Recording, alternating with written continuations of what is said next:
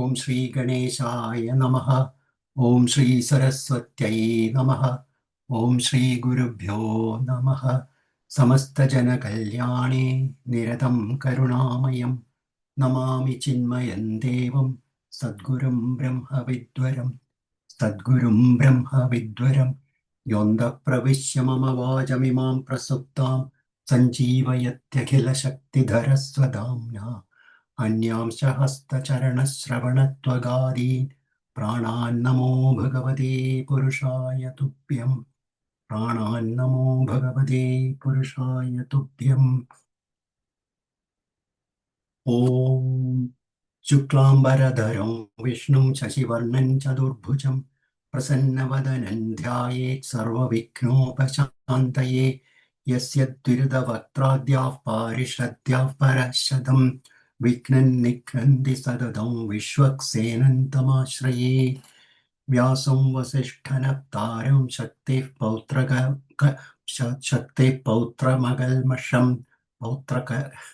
पौत्रमगल्मषं पराशरात्मजं वन्दे सुगतादन्तपोनिधिं। व्यासाय विष्णुरूपाय व्यासरूपाय विष्णवे नमो वै ब्रह्मनिधये वासिष्ठाय नमो नमः। अविकाराय शुद्धाय नित्याय परमात्मने सदैकरूपरूपाय विष्णवे सर्वजिष्णवे यस्य स्मरणमात्रेण जन्म संसारबन्धनात् विमुच्यते। नमस्तस्मै विष्णवे प्रभविष्णवे। ॐ नमो विष्णवे प्रभविष्णवे। श्रीवैशम्पायन उवाच श्रुत्वा धर्मानशेषेण पावनानि च सर्वशः युधिष्ठिरः शान्तनवं पुनरेवाप्यभाषत। युधिष्ठिर उवाच किमेकं दैवदल्लोके किं वाप्येकं परायणं स्तुवन्तः कङ्कमर्चन्तः प्राप्नुयुर्मानवः शुभं। को धर्मः सर्वधर्माणां भवतः परमो मदः किं जपन्मुच्यते जन्तुर्जन्म संसारबन्धनात्। श्रीभीष्म उवाच जगत्प्रभुं देवदेवमनन्तं पुरुषोत्तमं स्तुवन्नाम सहस्रेण पुरुषस्तुतितः तमेव चार्चयन् नित्यं भक्त्या पुरुषमव्ययं ध्यायन् स्तुवन्नमस्यंश्च यजमानस्तमेव च। अनादिनिधनं विष्णुं सर्वलोकमहेश्वरं लोकाध्यक्षं स्तुवन्नित्यं सर्वदुःखादिगो भवेत्। ब्रह्मण्यं सर्वधर्मज्ञं लोकानां कीर्तिवर्धनं लोकनाथं महद्भूतं सर्वभूतभवोद्भवम्। एष मे सर्वधर्माणां धर्मोऽतिकतमो मतः यद्भक्त्या पुण्डरीकाक्षं स्तवैरर्चिर्नरः सदा। परमय्यो महत्तेजः परमय्यो महत्तपः परमय्यो महद्ब्रह्म परमय्यः परायणं पवित्राणां पवित्रं यो मङ्गलानां च मङ्गलं दैवतं देवतानां च भूतानयो व्ययः पिता।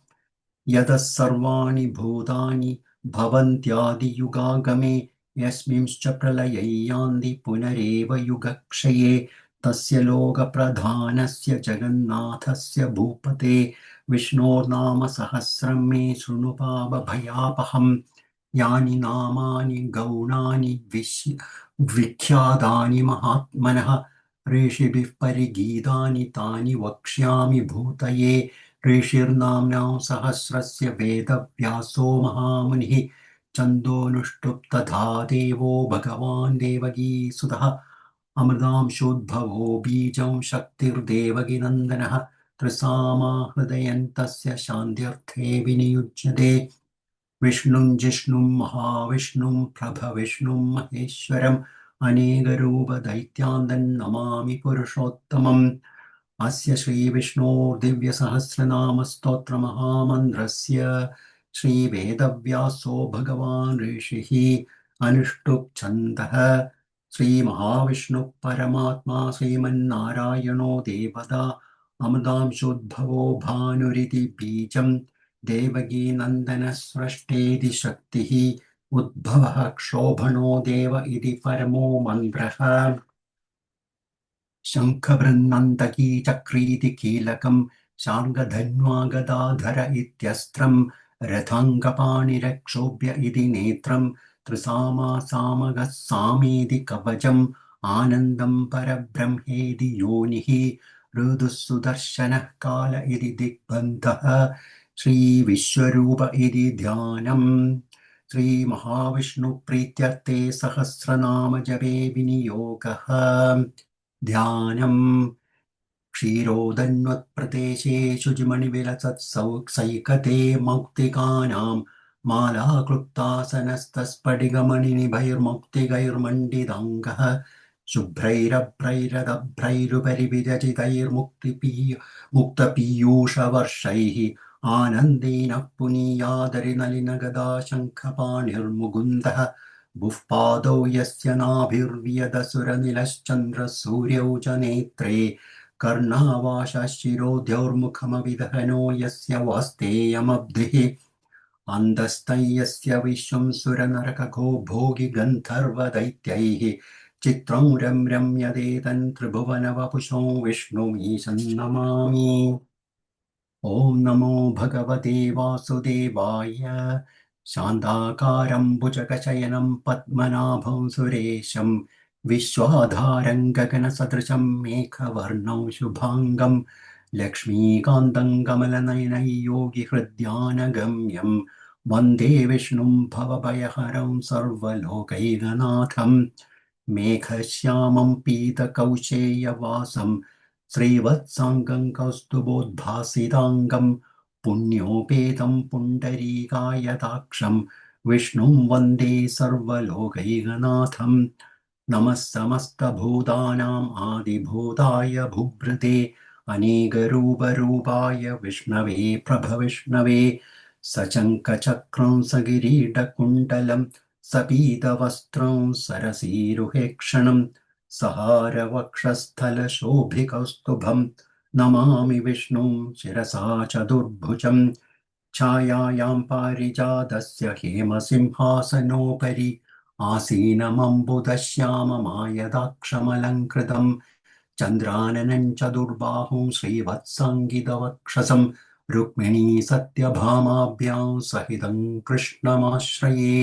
ॐ नमो भगवते वासुदेवाय ॐ विश्वस्मै नमः। ॐ विश्वं विष्णुर्वषट्कारो भूतभव्यभवत्प्रभुः भूतकृद्भूतभृद्भावो भूतात्मा भूतभावनः भूतात्मा परमात्मा च मुक्तानां परमागतिः अव्ययः पुरुषः साक्षी क्षेत्रज्ञोऽक्षर एव च योगो योगविदां नेता प्रधानपुरुषेश्वरः नारसिंहवपुः श्रीमान् केशवः पुरुषोत्तमः सर्वशिवस्थाणुर्भूतादिर्निधिरव्ययः सम्भवो भावनो भर्ता प्रभवः प्रभुरीश्वरः स्वयंभुशम्भुरारित्यः पुष्कराक्षो महास्वनः अनादिनिधनो धाता विधाता धातुरुत्तमः अप्रमेयो ऋषिकेश पद्मनाभोमरप्रभुः विश्वकर्मा मनुस्त्वष्टास्तविष्टस्तविरो ध्रुवः अग्राह्यः शाश्वतः कृष्णो लोहिताक्षप्रदर्दनः प्रसूतस्त्रिगकुब्धाम पवित्रं मङ्गलं परम् ईशानः प्राणदः प्राणो ज्येष्ठः श्रेष्ठः प्रजापतिः हिरण्यगर्भो भूगर्भो माधवो मधुसूदनः ईश्वरो विक्रमी धन्वी मेधावी विक्रमः क्रमः अनुत्तमो दुराधर्षः कृतज्ञः कृतिरात्मवान् सुरेशशरणो शर्म विश्वरेताः प्रजाभवः अहः संवत्सरो व्यालः प्रत्ययः सर्वदर्शनः अजः सर्वेश्वरः सिद्धः सिद्धिः सर्वादिरच्युतः वृषाकपिरमेयात्मा सर्वयोगविनिःसृतः वसुर्वसुमनः सत्यः समात्मा संमितः समः अमोघः पुण्डरीकाक्षो वृषकर्मा वृषाकृतिः रुद्रो बहुचिरा बभ्रुर्विश्वयोनिःशुचिस्रवाः अमृतः शाश्वतस्थाणुर्वरारोहो महातपाः सर्वगः सर्वविद्भानुर्विश्वक्सेनो जनार्दनः वेदो वेदविदव्यङ्गो वेदाङ्गो वेदवित्कविः लोकाध्यक्षः सुराध्यक्षो धर्माध्यक्षः कृताकृतः चतुरात्मा चतुर्व्यूहश्चतुर्दंश्लश्चतुर्भुजः भ्राजिष्णुर्भोजनं भोक्ता सहिष्णुर्जगदादिचः अनघोऽपि च योजेद विश्वयोनिः पुनर्वसुः उपेन्द्रो वामनः प्रांशुरमोघः शुचिरूर्जितः अतीन्द्रः सङ्ग्रहः सर्गो धृतात्मा नियमो यमः वेद्यो वैद्यः सदा योगी वीरः माधवो मधुः अतीन्द्रियो महामायो महोत्साहो महाबलः महाबुद्धिर्महावीर्यो महाशक्तिर्महाद्युतिः अनिर्देश्य वपुः श्रीमान् मे आत्मा महाद्रिधृत् महेश्वासो महीभर्ता श्रीनिवासः सदाङ्गतिः अनिरुद्धः सुरानन्दो गोविन्दो गोविदाम्पतिः मरीचिर्दमनो हंसः सुपर्णो भुजगोत्तमः हिरण्यनाभः सुतपः पद्मनाभः प्रजापतिः अमृत्युः सर्वदृक्सिंहः सन्धाता सन्धिमान् स्थिरः अजो दुर्मर्षणः शास्ता विश्रुतात्मा सुरारिः गुरुर्गुरुतमो धाम सत्यः सत्यपराक्रमः निमिषो निमिषस्रग्वी वाचस्पतिरुदारधीः अग्रणीर्ब्रह्मणि श्रीमान्नायो नेता समीरणः सहस्रमूर्धा विश्वात्मा सहस्राक्षः सहस्रपात् आवर्तनो निवृत्तात्मा संवृतः सम्प्रमर्दनः अहः संवर्तको वह्निरनिलयो धरणीधरः सुप्रसादप्रसन्नात्मा विश्वभुक् विभुः सत्कर्ता सत्कृतः साधुर्जह्नुर्नारायणो नरः असङ्ख्येयो प्रमेयात्मा विशिष्टशिष्टकृच्छुचिः सिद्धार्थः सिद्धसङ्कल्पः सिद्धिदः सिद्धिसाधनः वृषाही वृषभो विष्णुर्वृषपर्वा वृषोदरः वर्धनो वर्धमानश्च विविक्तश्रुतिसागरः सुभुजो दुर्धरो वाग्मी महेन्द्रो वसुदो वसुः नैगरूपो बृहद्रूपः शिबिविष्टप्रकाशनः ओजस्तेजोद्युतिधरः प्रकाशात्मा प्रतापनः वृद्धस्पष्टाक्षरो मन्त्रश्चन्द्रांशुर्भास्करद्युतिः अमृतांशुद्भवो भानुः शचबिन्दुः सुरेश्वरः औषधजगतः सेतुः सत्यधर्मपराक्रमः भूतभव्यभवन्नाथः पवनः पावनो नलः कामः कामहृत्कान्तः कामः कामप्रदः प्रभुः युगादिकृद्युगावर्तो नैगमायो महाशनः अदृश्यो व्यक्तरूपश्च सहस्रजिदनन्दचित् इष्टो विशिष्टशिष्टेष्टः शिखण्डी नहुषो वृषः क्रोधः क्रोधकृत्कर्ता विश्वबाहुर्महीधरः अच्युतः प्रतितः प्राणः प्राणदो वासवानुजः अवान्निधिरधिष्ठानमप्रमत्तः प्रतिष्ठितः स्कन्दः स्कन्दधरो धुर्यो वरदो वायुवाहनः वासुदेवो बृहद्भानुरादिदेवः पुरन्दरः अशोकस्तारणस्तारः शूरः शौरिर्जनेश्वरः अनुकूलश्चदावर्तः पत्नी पद्मनिभीक्षणः पद्मनाभोरविन्दाक्षः पद्मगर्भः शरीरभृत् महर्धिरद्धो वृद्धात्मा महाक्षो गरुडध्वजः अतुलः शरभो भीमः समयज्ञो हविर्हरिः सर्वलक्षणलक्षण्यो लक्ष्मीवान् समितिञ्जयः विक्षरो रोहितो मार्गो हेतुर्दामोदरः सः महीधरो महाभागो वेगवानमिताशनः उद्भवः क्षोभणो देवः श्रीगर्भः परमेश्वरः करणं कारणं कर्ता विकर्ता गहनो गुहः व्यवसायो व्यवस्थानः संस्थानः स्थानदो ध्रुवः परर्दिः परमस्पष्टस्तुष्टः पुष्टशुभेक्षणः रामो विरामो विरजो मार्गो नियो नयो नयः वीरः शक्तिमदां श्रेष्ठो धर्मो धर्मविदुत्तमः वैकुण्ठः पुरुषः प्राणः प्राणदः प्रणवपृथुः हिरण्यगर्भः शत्रुघ्नो व्याप्तो वायुरधोक्षजः ऋदुः सुदर्शनः कालः परमेष्ठी परिग्रहः उग्रसंवत्सरो दक्षो विश्रामो विश्वदक्षिणः विस्तारस्थावरस्ताणुप्रमाणम् बीजमव्ययम् अर्थो महाकोशो महाभोगो महाधनः अनिर्विण्णस्थविष्टो भूर्धर्मयूपो महामखः नक्षत्रनेमिर्नक्षत्री क्षमः क्षामः समीहनः यज्ञ यज्ञ इज्यो महेज्यश्च क्रतुः सत्रं सदङ्गतिः सर्वदर्शी विमुक्तात्मा सर्वज्ञो ज्ञानमुत्तमम् सुहृदः सुमुखः सूक्ष्मः सुघोषः सुगतः सुहृत् मनोहरोजितक्रोधो वीरबाहुर्विदारणः स्वावनः स्ववशो व्यावी नैगात्मा नैगकर्मकृत् वत्सरो वत्सलो वत्सी रत्नगर्भो धनेश्वरः धर्मगुप्धर्मगृद्धर्मी सदसक्षरमक्षरम् अविज्ञाता सहस्रांशुर्विधाता कृतलक्षणः गभस्तिनेभिः सत्त्वस्तः सिंहो भूतमहेश्वरः आदिदेवो महादेवो देवेशो देवभृद्गुरुः उत्तरो गोपतिर्गोप्ता ज्ञानगम्यः पुरातनः शरीरभूतभृद्भोक्ता कवीन्द्रो भूरि दक्षिणः सोमभो मृतवः सोमः पुरुजित्पुरुषत्तमः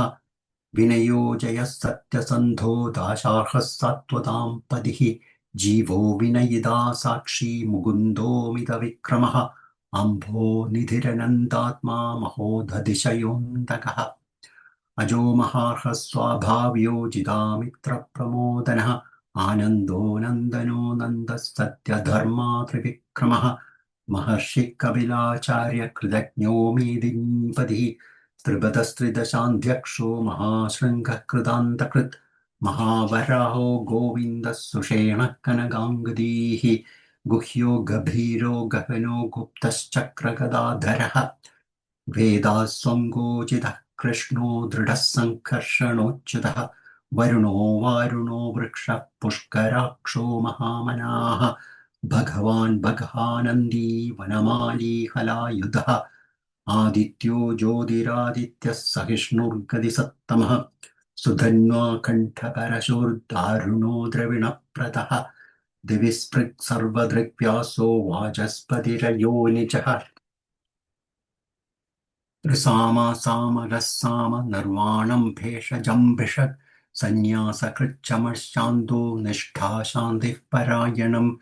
शुभाङ्गः शान्तिदः स्रष्टा कुमुदः कुवलेशयः गोहितो गोपतिर्गोप्ता वृषभाक्षो वृषप्रियः अनिवर्ती निवृत्तात्मा सङ्क्षेप्ताक्षेमकृच्छिवः श्रीवत्सवक्षः श्रीवासः श्रीपतिः श्रीमदाम्बरः श्रीधः श्रीशः श्रीनिवासः श्रीनिधिः श्रीविभावनः श्रीधरः श्रीकरः श्रेयः श्रीमान् लोकत्रयाश्रयः स्वक्षः स्वङ्गश्चदानन्दो नन्दिर्ज्योतिर्गणेश्वरः विजितात्मा विधेयात्मा सत्कीर्तिश्चिन्न संशयः उदीर्णः सर्वतश्चक्षुरनीशः शाश्वतस्थिरः भूषयो भूषणो भूतिर्विशोकः शोकनाशनः अर्चिष्मानर्चितः कुम्भो विशुद्धात्मा विशोधनः अनिरुद्धो प्रतिरथः प्रद्युम्नोऽमितविक्रमः कालनेमिनिहावीरः शौरिः शूरजनेश्वरः त्रिलोकात्मा त्रिलोकेशः केशवः केशिहा हरिः कामदेवः कामपालः कामी कान्तकृतागमः अनिर्देशबहुर्विष्णुर्वीरो नन्दो धनञ्जयः ब्रह्मण्यो ब्रह्मकृत् ब्रह्मा ब्रह्म ब्रह्मविवर्धनः ब्रह्मविद् ब्रह्मणो ब्रह्मी ब्रह्मज्ञो ब्रह्मणप्रियः महाक्रमो महाकर्मा महातेजा महोरगः महाक्रतुर्महायज्वा महायज्ञो महाहविः स्तव्यस्तवप्रियस्तोत्रं स्तुतिस्तोदारणप्रियः पूर्णः पूरयिता पुण्यः पुण्यकीर्तिरनामयः मनोजवस्तीर्थकरो वसुरेदा वसुप्रदः वसुप्रदो वासुदेवो वसुर्वसुमना हविः सद्गतिः सत्कृतिः सत्ता सद्भूतिः सत्परायणः शूरसेनो यदुश्रेष्ठः सन्निवाससुयामुनः भूतावासो वासुदेवः सर्वासु निलयो नलः दर्पः दर्पदो दृप्तो दुर्धरोऽथापराचितः विश्वमूर्तिर्महामूर्तिर्दीप्तमूर्तिरमूर्तिमान् अनेकमूर्तिरव्यक्तः सदमूर्तिश्चदाननः एको नैकः सवः किं यत्तत्पदमनुत्तमम् लोकबन्धुर्लोकनाथो माधवो भक्तवत्सलः सुवर्णवर्णो हेमाङ्गो वराङ्गश्चन्दनाङ्गदी वीरः विषयः शून्यो कृदाशीरजलश्चलः अमानी मानदो मान्यो लोकस्वामी त्रिलोकधृक् सुमेधा मेधजो धन्यः सत्यमेधाधराधरः तेजो वृषोद्युदितरः सर्वशास्त्रभृतां वरः प्रग्रहो निग्रहो व्यग्रो नैकः शृङ्गो गदाग्रजः चतुर्मूर्तिश्चतुर्बाहुश्चतुर्व्यूहश्चतुर्गतिः चतुरात्मा चतुर्भावश्चतुर्वेदविदेकपात् समावर्तो निवृत्तात्मा दुर्जयो दुरधिक्रमः दुर्लभो दुर्गमो दुर्गो दुरावासो दुरारिहा शुभाङ्गो लोकसारङ्गस्तुतन्तुस्तन्तुवर्धनः इन्द्रकर्मा महाकर्मा कृतकर्मा कृदागमः उद्भवः सुन्दरः सुन्दो रत्ननाभः सुलोचनः अर्को वाजसनः शृङ्गी जयन्तः सर्वविजयी सुवर्णबिन्दुरक्षोभ्यः सर्ववागीश्वरेश्वरः महाहृदो महागर्तो महाभूतो महानिधिः कुमदकुन्दर कुन्दः पर्जन्यः पावनो निलः अमृताशो मृतवपुः सर्वज्ञः सर्वतोमुखः सुलभः सुहृदः सिद्धः शत्रुजिच्चत्रुधावनः न्यग्रोधो धुम्बरोऽश्वत्थश्चाणूरान्ध्रनिषूदनः सहस्रार्चिः सप्तजिह्वः सप्तैधः सप्तवाहनः अमूर्तिरनखो भयकृद्भयनाशनः अणुर्बृहत्कृशस्थूलो गुणभृन्नुर्गुणो महान् अधृतः स्वधृतः स्वास्य प्राग्वांशो वंशवर्धनः भारभृत्कथितो योगी योगीशः सर्वकामतः आश्रमश्रवणः क्षामः सुपर्णो वायुवाहनः धनुर्धरो धनुर्वेदो दण्डो दमयितादमः अपराजितः सर्वसहो नियन्ता नियमो यमः सत्त्ववान् सात्विकः सत्यः सत्यधर्मपरायणः अभिप्रायः प्रियार्होर्हः प्रियकृत्प्रीतिवर्धनः विहाय सगतिर्ज्योतिः सुरुचिर्हुदभुक् विभुः रविर्विरोचनः सूर्यः सवितारविलोचनः अनन्दो हुतभुग्भोक्ता सुखदो नैगजोग्रजः अनिर्विण्णस्तदामर्षि लोकाधिष्ठानमद्भुतः सनात्सनातनतमः कपिलः कपिरव्ययः स्वस्तितः स्वस्तिकृत् स्वस्ति स्वस्ति भुक् स्वस्ति दक्षिणः अरौद्रकुण्डली चक्री विक्रम्योज्जितशासनः शब्दादिकः शब्दसः शिशिरः शर्वरीकरः अक्रूरः पेशलो दक्षो दक्षिणः क्षमिणाम्बरः विद्वत्तमो वेदभयः पुण्यः श्रवणकीर्तनः उत्तारणो दुष्कृतिः पुण्यो दुःस्वप्ननाशनः वीरः रक्षणः सन्दो जीवनः पर्यवस्थितः अनन्दरूपोऽनन्दश्रीर्जितमन्योर्भयापहः चतुरस्रो गभीरात्मा विदिशो व्यादिशो दिशः अनादिर्भूर्भुवो लक्ष्मी सुवीरो रुजिराङ्गदः जननो जनजन्मादिर्भीमो भीमपराक्रमः आधारनिलयो धाता पुष्पः सप्रजागरः ऊर्ध्वगः सत्पथाचारः प्राणतः प्रणवप्रणः प्रमाणं प्राणनिलयः प्राणभृत् प्राणजीवनः तत्त्वं तत्त्वविदेकात्मा जन्ममृत्युजरादिगः भूर्भुवः स्वस्तरुस्तारः सविता प्रपितामहः यज्ञो यज्ञपतिर्यज्ञ यज्ञाङ्गो यज्ञवाहनः यज्ञभृत् यज्ञकृत् यज्ञी यज्ञभुक् यज्ञसाधनः यज्ञान्तकृत् यज्ञगुह्यमन्नमन्नाद एव च आत्मयोनिः स्वयं जातो वैखानः सामगायनः देवकीनन्दनः स्रष्टा क्षितीशः पापनाशनः शङ्खभृन्नन्दकी चक्री शाङ्खधन्वा गदाधरः रथाङ्गपाणिरक्षोभ्यः सर्वप्रहरणायुधः श्रीसर्वप्रहरणायुध ॐ नम इति वनमाली गदी शाङ्गी शङ्की चक्री च नन्दगी श्रीमान्नारायणो विष्णुर्वासुदेवोऽभिरक्षतु वनमाली गदी शाङ्गी शङ्खी चक्री च नन्दगी श्रीमान्नारायणो विष्णुर्वासुदेवोऽभिरक्षतु वनमाली गदी शाङ्गी शङ्खी चक्री च नन्दगी श्रीमान्नारायणो विष्णुर्वासुदेवोऽभिरक्षतु श्रीवासुदेवोऽभिरक्षतु ॐ नम इति श्रीभीष्म उवाच इतीदं कीर्तनीयस्य केशवस्य महात्मनः नाम्नां सहस्रं दिव्यानामशेषेण प्रकीर्तितम् य इदं शृणुयान्नित्यै यश्चाविपरिकीर्तयेत् नाशुभं प्राप्नुयात् किञ्चित् सोमुत्रेह च मानवः वेदान्तको ब्राह्मणः स्यात् क्षत्रियो विजयी भवेत् वैश्योधनसमृद्धस्य शुद्धः सुखमवाप्नुयात् धर्मार्थे प्राप्नुयात् धर्ममर्थार्थे चार्थमाप्नुयात् कामानवाप्नुयात् कामी प्रजार्थे प्राप्नुयात् प्रजाम् भक्तिमान् यः सदोत्थाय शुचिस्तद्गतमानसः सहस्रं वासुदेवस्य नाम्नामेतत् प्रकीर्तयेत् यशः प्राप्नोति विपुलं ज्ञाति प्राधान्यमेव च अजलां श्रियमाप्नोति श्रेयः प्राप्नोत्यनुत्तमम् न भयं क्वचिदाप्नोति वीर्यं तेजश्च विन्दति भवत्यरोगो दुदिमान् बलरूपगुणान्वितः रोगार्तो मुच्यते रोगात् बद्धो मुच्येत बन्धनात् भयान्मुच्येदभीतस्तु मुच्येतापन्न आपतः दुर्गाण्यदतिरत्याशु पुरुषः पुरुषोत्तमम् स्तुवन्नाम सहस्रेण नित्यं भक्तिसमन्वितः वासुदेवाश्रयो मर्त्यो वासुदेवपरायणः सर्वपापविशुद्धात्मा यादि ब्रह्म सनातनम्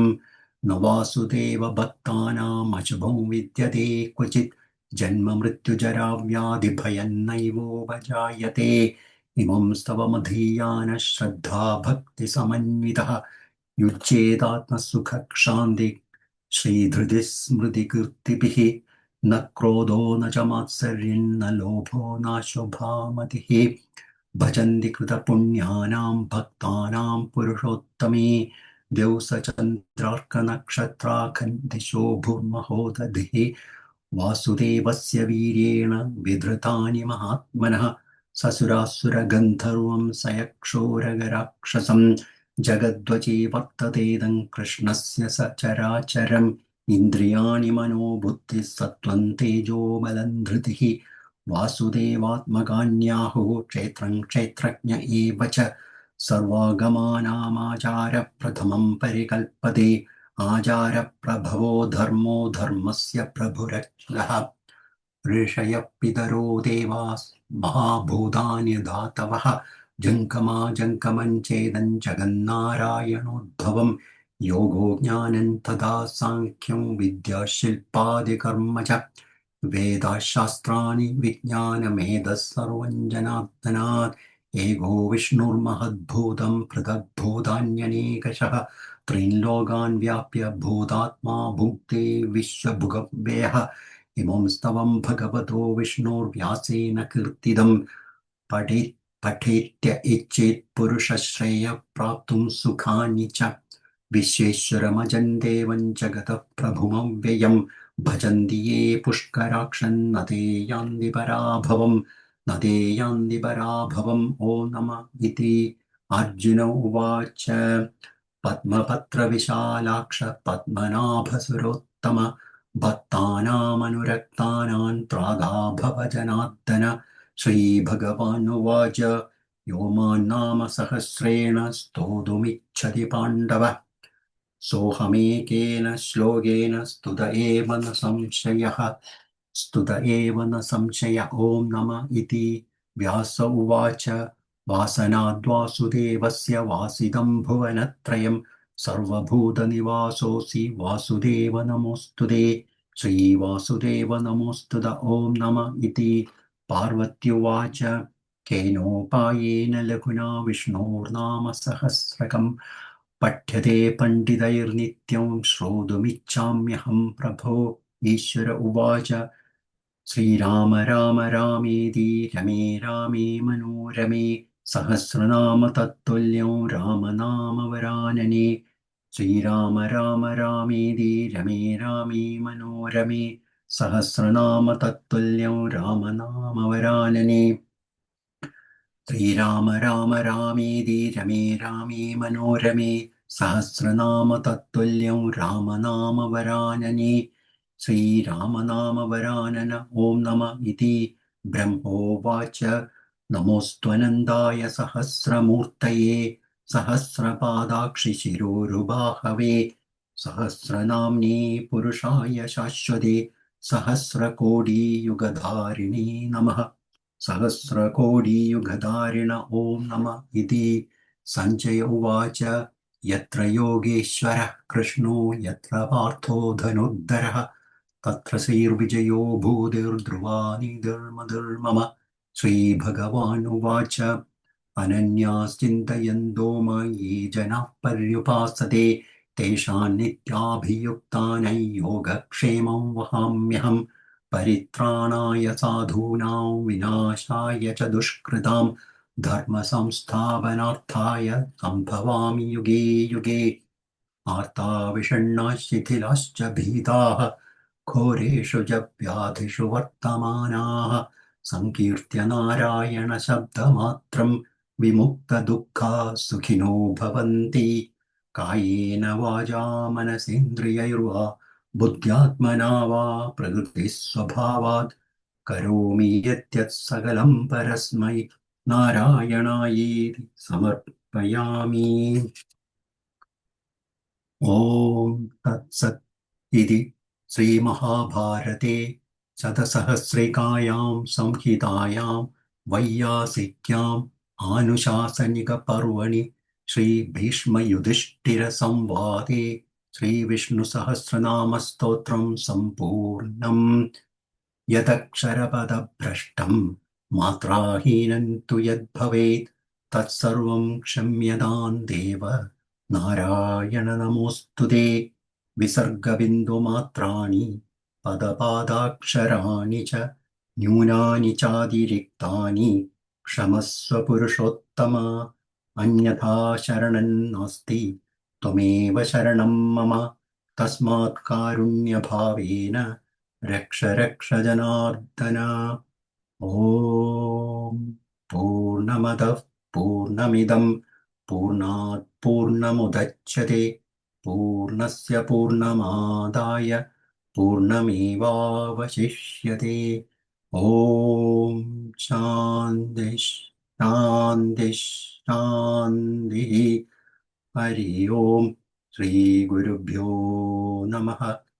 हरि ओम् श्रीकृष्णार्पणमस्तु हरि ओम्